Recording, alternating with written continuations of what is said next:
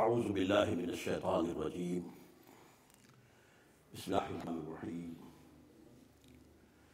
فقال اللہ تعالی کما ورد فی سورۃ الذاریات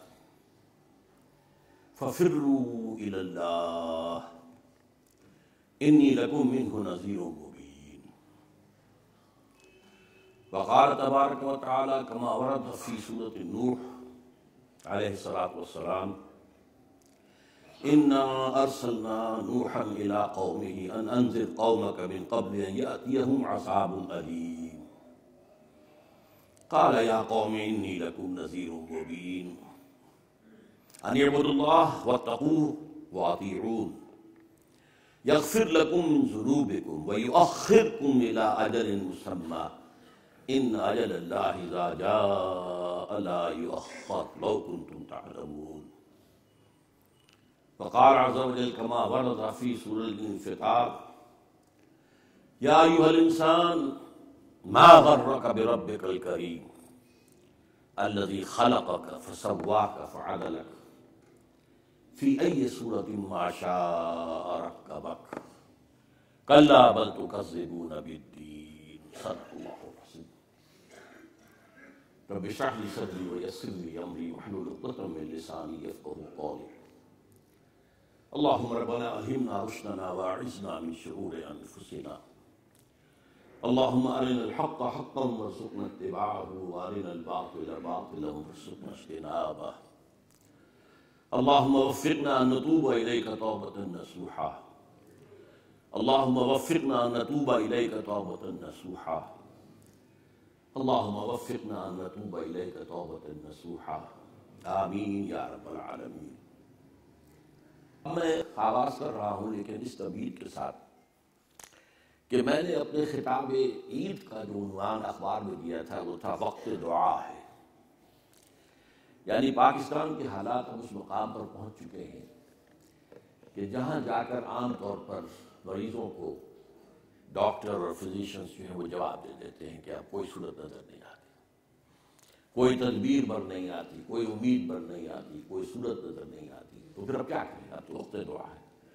اے خاصہ رسول وقت دعا ہے، امت میں تیری آتی عجب وقت پڑا ہے. تو پاکستان اس صورتحال سے دوچار ہو چکا ہے اور پوری طریقے سے حالات کی گرداب میں پھنس چکا ہے. چنانچہ میں نے وہاں پہ مسدس حالی کے میں 3 اشعار پڑھے کہ یہی حال دنیا میں اس قوم کا ہے بھور میں جہاز جس کا آ کر پھنسا ہے، کنارہ ہے دور اور طوفان بپا ہے، گما ہے یہ ہر دم کہ اب ڈوبتا ہے، نہیں لیتے کروٹ مگر اہل کشتی، پڑے سوتے ہیں بے خبر اہل کشتی. پر اس کی جو تفصیل ہے یہاں بارہا میں بیان کر چکا ہوں، صرف چند نکات گنوا دینا چاہتا ہوں. سب سے پہلی بات جو میں نے وہاں کہی تھی اب دہرا رہا ہوں، پاکستان اول روز سے غیر مستحکم ہے، کبھی بھی مستحکم نہیں رہا، اس لیے کہ اس کو پیدائشی طور پر دشمنی جو ہے بھارت کی ملی ہے. بھارت ایک دن کے لیے بھی اس زیرن قبول نہیں کیا. ہمیں اپنے بچاؤ کے لیے امریکہ کا سہارا لینا پڑا جس کے نتیجے میں ہم اس کے گھڑے کی مچھلی بن گئے. پھر سارا اتار چڑھاؤ یہی رہا کہ اگر امریکہ مہربان ہے تو ٹھیک ہے، ہمارے گل چھرے بھی ہیں، عیش بھی کر رہے ہیں، اگرچہ وہ مصنوعی قسم کا عیش تھا جو ہم نے کیا ہے، ہم نے کبھی اپنے ٹانگوں پر کھڑے ہو کر اپنی معیشت کو استوار نہیں کیا. لیکن یہ جو ایڈ ہوتی ہے یہ ایڈز والے مرض کی طرح ہی ہے، یہ اندر ہی اندر جو ہے کھوکھلا کر دیتی. بہرحال جب کبھی امریکہ کو ہماری ضرورت پڑی تو نگاہیں پھر وہ اپنے حالات سے دوچار ہونے کے لیے رہ گئے. یہ صورتحال جاری رہی ہے.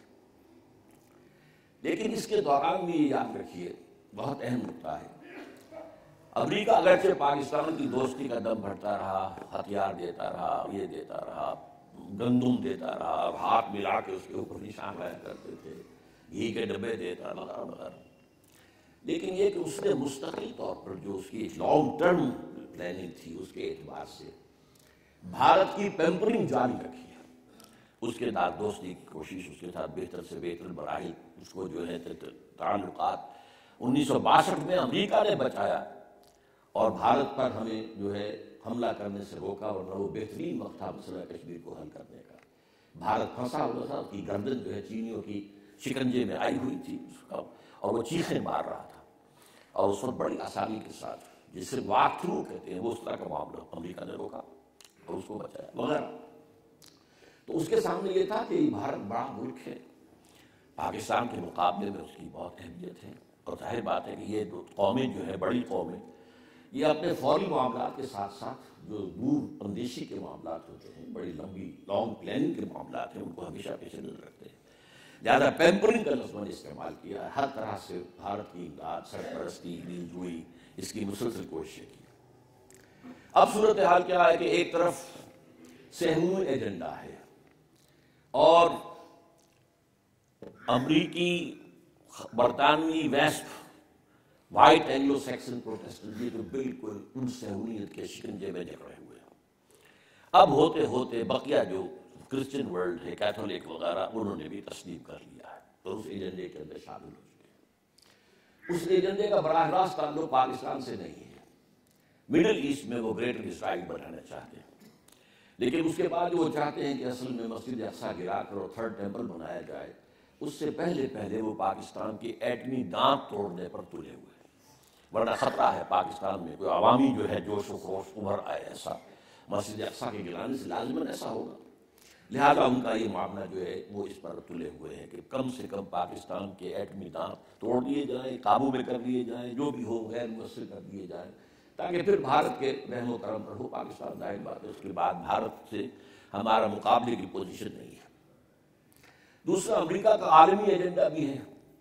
اگرچہ اس وقت وہ سخت کرائسس سے دوچار ہے اور معاشی اعتبار سے، پھر بھی اس کے عزائم بڑے اونچے ہیں، اب بھی وہ سول سپریم پاور اور ارتھ ہے، اس میں کوئی شک نہیں ہے۔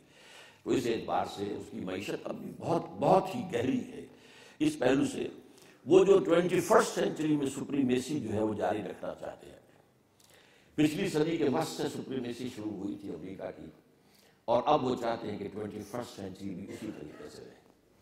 اس میں اگرچہ ان کا مقابلہ ہے جس کے لیے وہ تیاری کر رہے ہیں، وہ روس اور چین کا ہے، اور خاص طور پر چین، کنٹینمنٹ آف چائنا پالیسی، یہ ان کے سامنے ہے۔ اور دوسرے یہ کہ جو عضو ضعیف ہے اس وقت دنیا کا عالم اسلام، اس پر تو اپنے گہرے پنجے گاڑ کر ان کے تمام جتنے بھی جو ذرائع ہیں، جو بھی ان کے اسباب ہیں، وسائل ہیں، ذرائع ہیں، ان کی دولت ہے، منرل ہے، آئل ہے، اس کو قبضہ کر لیا جائے۔ اس لیے کہ ان کے اندر تو ظاہر بات ہے سوائے پاکستان کے کسی کے اندر کوئی بھی اس کو کا مقابلے میں آنے کی کسی کی حیثیت نہیں ہے۔ تیسری طرف بھارت ہے جو پاکستان کا ازلی دشمن ہے، اور اب امریکہ کا اصل منظور نظر وہی ہے، اور اس کے لیے چانس آف دی 21 سینچری ہے جو اس وقت آ گیا ہے۔ اب یہ میں نے چند بڑی باتیں ہیں جو میں نے بڑی تفصیل سے پہلے بیان کی ہیں، آج صرف حوالہ دیا ہے۔ میرے خیال میں جنگ نہیں ہوگی، بلکہ صورتحال یہی ہے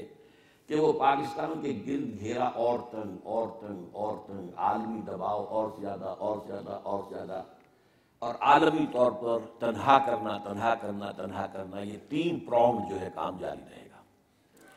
یہاں تک کہ ان کی توقع کے مطابق پاکستان خود ہاتھ جوڑ دے کہ ہم حاضر ہیں۔ اگر دریاؤں کا پانی روک لیتا ہے وہ، اور ہمارے اندر یہ دم خم نہیں ہے، تو آج ہم کشمیر کے لیے نہیں کر سکتے تو دریاؤں کے لیے کیا کریں گے؟ تو ظاہر بات ہے ہاتھ جوڑنے کی سوا چارہ کار کیا رہ جائے گا۔ لائف لائن جسے کبھی قائد اعظم نے کہا تھا، وہ لائف لائن یہی تو ہے کہ پاکستان کی جو جگولر وین ہے وہ تو ہے کشمیر، اور ظاہر بات ہے پانی ہی ہے، پانی ہی سے حیات ارضی کا سارا قرآن کہتا ہے، خلقنا من الماء کل شیء حی، جتنی بھی زندہ چیزیں ہیں اس پلینٹ کے اوپر، ان کے اندر جو سورس آف لائف ہے وہ پانی ہے۔ ہاں، مادہ تخلیق تو ریت ہے، مٹی ہے، لیکن یہ کہ جو اس کے اندر مادہ جو اصل سورس آف لائف ہے وہ پانی ہے۔ اس اعتبار سے جس پالیسی پر ٹھنڈے چل رہا ہے بھارت کہ پاکستان کمزور سے کمزور تر ہو جائے اور اس کے حالات خود ایسے ہو جائیں کہ بغیر کسی بہت بڑے خون خرابے کے وہ ہمارا مقصد جو اکھنڈ بھارت کا حاصل ہو جائے، ان میں پہلا مقصد یہ بھی ہو سکتا ہے، پہلا قدم کہ کانفیڈریشن ہو جائے۔ کوئی عجب نہیں کہ کبھی ہم جا کر اس کو بہت غنیمت سمجھے کہ پاکستان کے ساتھ بھارت کانفیڈریشن قبول کر لے۔ جیسے آپ کو معلوم ہے کہ سقوط پاکستان کے بعد کتنی خواہش پیدا ہوئی تھی، کاش کہ ہم نے